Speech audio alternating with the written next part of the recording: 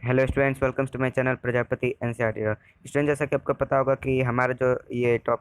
Chapter जो है बहुत दिनों से चल रहा है। क्लास 11 का पॉलिटिकल साइंस का चैप्टर फर्स्ट है, जो कि चैप्टर का नाम है कॉन्स्टिट्यूशन वाई एंड हाउ, जिसमें कि हम पढ़ संविधान क्यों और कैसे इसकी चर्चा बहुत दिनों से करते आ रहे हैं। तो इसका लगभग मेरा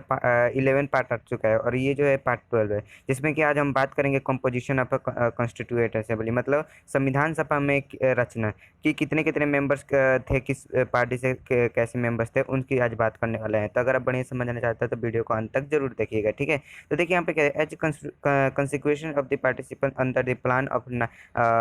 3 June 1947, those members who were elected from territories which fell under Pakistan ceased to be members of the Constituent Assembly। देखिए जैसे कि परिणाम निकला पार्टीशन का, जो 3 जून पे जो प्लान था, एक प्लान बनाया गया जिसके जिसके तहत जो है 14 अगस्त को पार्टीशन हुआ था। 3 जून 1947 को एक प्लान बनाया गया था, जिसके तहत जो पार्टिसिपन हुआ था, पार्टीशन जो हुआ था भारत पाकिस्तान का, उसके परिणाम स्वरूप क्या हुआ कि कॉन्स्टिट्यूएंट असेंबली में उससे पहले क्या थे, संविधान सभा में जो है कुछ जो पाकिस्तान के भी मेंबर्स थे, जो पाकिस्तान में अभी टेरिटरी जो पड़ता है उसके भी मेंबर्स थे। तो क्या हुआ, जैसे ही पार्टीशन हुआ तो उसके जितने भी मेंबर्स थे वो क्या हो गए, निकल के, मतलब वो बाहर चले गए, ठीक है।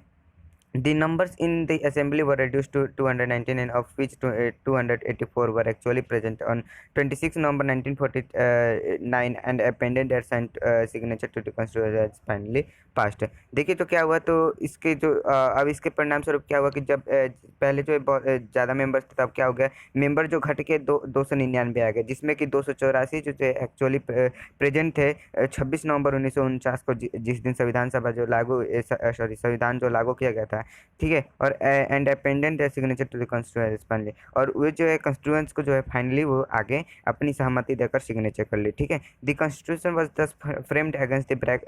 Backdrop of the horrendous violence that the participant unlist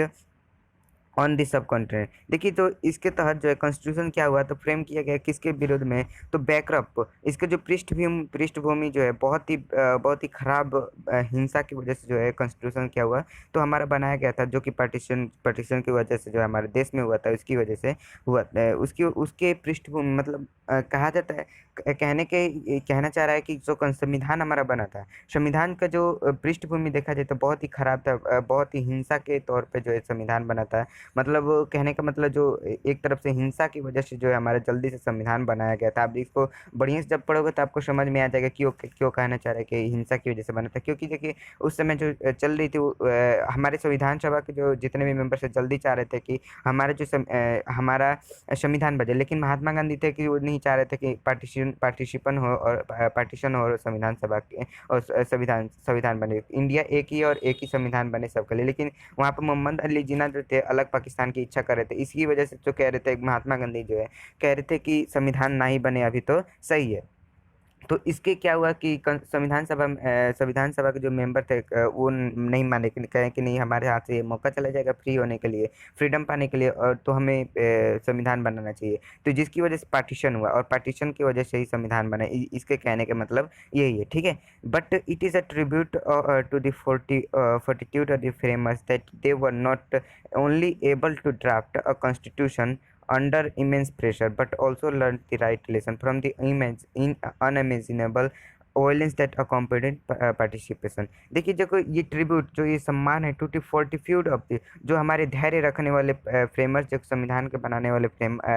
वाले थे, वो जो धैर्य, ये जो है उनके सम्मान के रूप में है। तो that they were not only able to draft a constitution under immense pressure, कि वो जो है इतने इमेंस, मतलब अत्यधिक प्रेशर में भी उन्होंने ये जो एबल हुए, मतलब योग्य हुए कॉन्स्टिट्यूशन बनाने में, but also learn the right lesson from the unimaginable violence.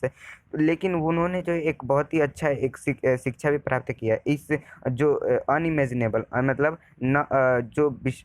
Imagine करने योग्य नहीं था, जो वायलेंस हिंसा हुआ था, दैट अकॉम्पिडेंट, जो पार्टीशन की वजह से जो हिंसा हुआ था उसकी वजह से उन्होंने एक लेसन भी सीखा था, ठीक है। The constitution was committed to a new conception of citizenship. जो नया कॉन्स्टिट्यूशन बना था वो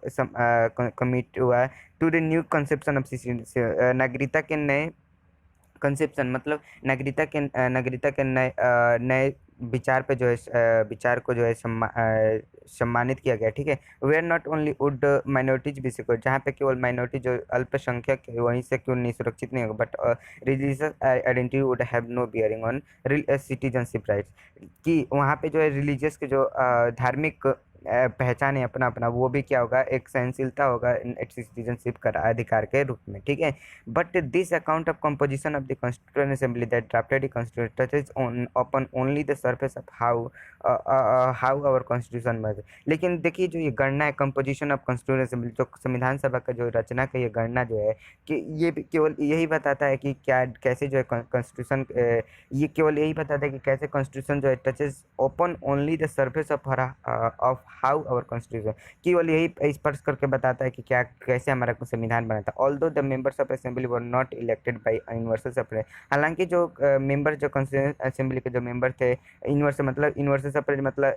रिप्रेजेंटेटिव के तौर पर जैसे कि आजकल उठा है, उसकी वजह से उसके हिसाब से जो है नहीं इसके मेंबर से इलेक्ट किए गए थे। There was a serious attempt to make the assembly और रिप्रेजेंटेटिव बदे, ये जो गंभीर एक प्रयास था कि कॉन्स्टिट्यूट असेंबली को कैसे जो है एक प्रतिनिधित्व का बॉडी बनाया जाए, ठीक है। Members of all religious were given representation under scheme describe above, जैसा कि स्कीम मैंने पार्ट 10 में डिस्क्राइब किया था, जिसके तहत इसके प्रोपोर्शन की तरफ जैसे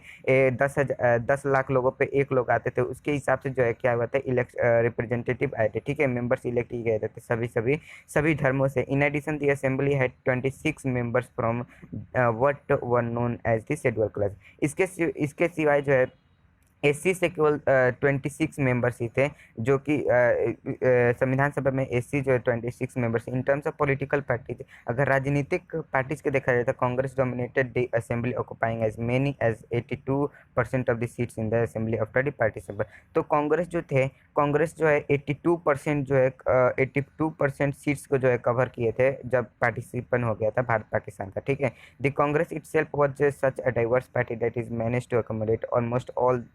sets of opinion within it। एक कांग्रेस जो है खुद एक बहुत ही डाइवर्स, मतलब अलग अलग विभिन्न विभिन्न जातियों का, विभिन्न धर्मों का लोगों को जो है खुद ही वो क्या किया था, रखा हुआ था अपने अंदर। मतलब कहने का मतलब कांग्रेस अगर 82% सीट कवर किया गया था, मतलब उसमें जो है 82% अगर कांग्रेस सीट कवर हुआ था, तो कांग्रेस में क्या था, कांग्रेस में ही खुद अलग अलग जाति के, अलग अलग धर्म के, अलग अलग मतलब बैकग्राउंड के लोग जो है उसमें थे, खुद भी थे। तो स्टूडेंट आशा करता हूँ आपको ये पैराग्राफ समझ आया होगा। अगले पार्ट में मिलेंगे तो बात करेंगे द प्रिंसिपल ऑफ डेलिब्रेशन, मतलब इसके बारे में हम बात करेंगे, ठीक है। तो आशा करता हूँ आपको वीडियो समझ में आएगा। वीडियो अच्छा लगा तो लाइक कीजिए, शेयर कीजिए, कमेंट कीजिए और मेरे चैनल को सब्सक्राइब जरूर कीजिए, ताकि मेरी हर वीडियो की अपडेट आपको सबसे पहले मिलती रहे। धन्यवाद वीडियो देखने के लिए।